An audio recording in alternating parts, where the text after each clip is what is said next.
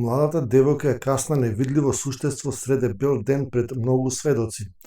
Вакви случаи има низ целиот свет.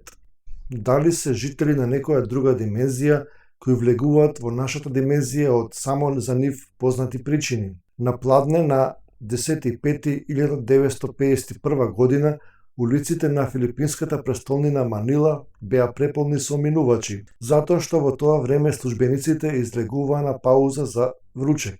Среде неголемата толпа на авенијата Ризал, едно младо девојче со темна кожа повика на помош мафтајќи со рацете како да се брани од нешто. Минувачите запрепастено гледаа, а потоа продолжија секој по својот пат. Бидејќи немаше никој до младата жена, таа како да се бранеше од невидливиот напаѓач. Постојано плачеше гласно: "Помогнете ми, ве молам, не гледате ли дека некој сака да ме убие?"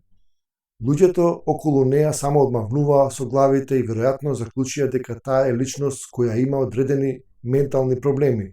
Тогаш девојчето како да успеа за момент да се отргне од нечии раце, истрча низ толпата, а потоа ужасно врескаше, ме гризна. Изгледаше бледо и во полусвесна состојба. Минувачите на вистина видоа јасни траги на забите на кожата и рана од која течеше крв. Во тој момент следеа нови каснувања, а еден од наблюдувачите, убеден дека девојчето е хистерично, предложи да ја однесат во најблиската полициска станица. На патот до станицата младата филипинка се тресеше од болки и имаше нови траги од заби кои се појавија на различни делови од незиното тело. Кога стигнала до полицијата, и рацете и нозете се уште биле крвави. Лекарот пристигнал и итно и започнал да ја испитува несреќната девојка. Тој дознал дека се вика Кларита Вилјанова, дека има 18 години, дека живее со незината тетка и работи како медицинска сестра. Испитувајќи ги раните, лекарот е послушал незината приказна, кога одеднаш од никаде се појавил страшен човек, се фрлил кон неа, додека таа се облекувала и ја гризнал на неколку места. Таа се обиде да се спаси истрчувајќи на улица, но и тој ја следеше таму. Сега тој е сигурен дека пред него има болна личност, но докторот, навидум заинтересиран, ја прашал девојката како изгледа тој човек. Таа му рече: тој беше мал, ужасен, со големи очи. Носеше нешто како наметка и огромни бели заби.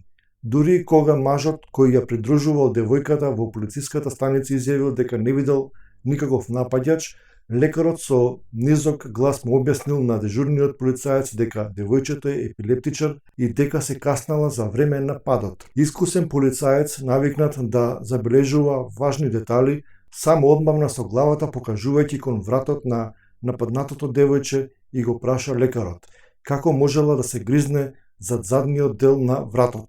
Додека докторот сега беше збунет и запрепастен, тој молчеше пред нивните очи, девојчето врескаше и правеше движења како да некој се обидува да ја киднапира, викајќи дека чудовиштето е повторно таму и дека повторно ја напаѓа. Лекарот потрчал кон неа со цел да спречи да се повреди, но видел нови влажни каснувања на образите и рамената.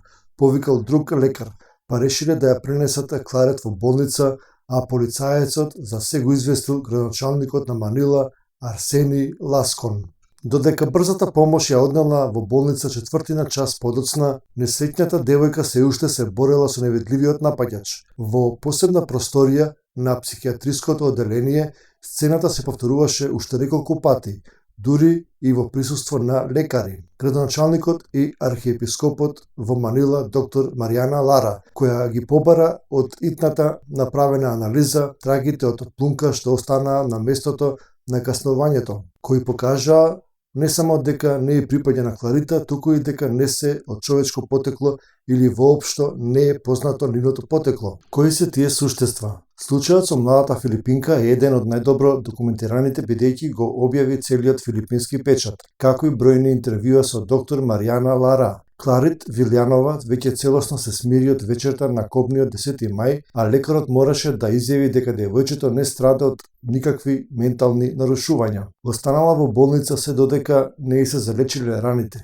и после тоа повеќе никогаш не се сретна со невидливиот напаѓач, кој беше малиот грд човек во наметка со огромни бели заби. Доктор Вилијам Софтел Сериозен британски научник не се двумеше да се справи со вакви збунувачки случаи. По истражувањето во областа на парапсихологијата тој го заклучи следново: се добива впечаток дека се што ние го нарекуваме невидливо е создадено од суштества способни да се представуваат пред лица по собствен избор. Можеби тие се суштества што живеат во паралелен свет со нас или талкаат мртви. Доктор Софтел го наведе примерот на така наречените преброени луѓе на фотографии, особено на семејни прослави, кога по развивањето на филмот членовите на семејството ги гледаат своите одамна починати роднини на сликите. Познатиот истражувач на окултизмот Чарлс В. Лидбритер, автор на книгата Астрален свет и небесен свет, во првата книга зборува за починатиот кој живее во долниот астрал, а станува збор за сенките на лоши и сурови суштества, убици, самоубиства и честопати вампири кои црпат и одземаат енергија на живите за да го продолжат своето постоење во другиот свет. Според него, овие астрални суштества во случај кога не можат да најдат соодветни медиуми, вршат манифестации како што се фрлање камења, звонење или слично. Во поглавието за нехуманите жители кои се исто така присутни на астралното поле, Лидбитер наведува дека ако сакаат од некоја причина, тие создаваат привремено тело од астрална материја и ако стапиме во контакт со нив, тоа е на чисто физичко ниво. Дали фантомите што гризат и фрлаат камења, па дури и пукат од невидливо оружје, се навистина жители на астралниот свет? Се уште е голема непозната мистерија.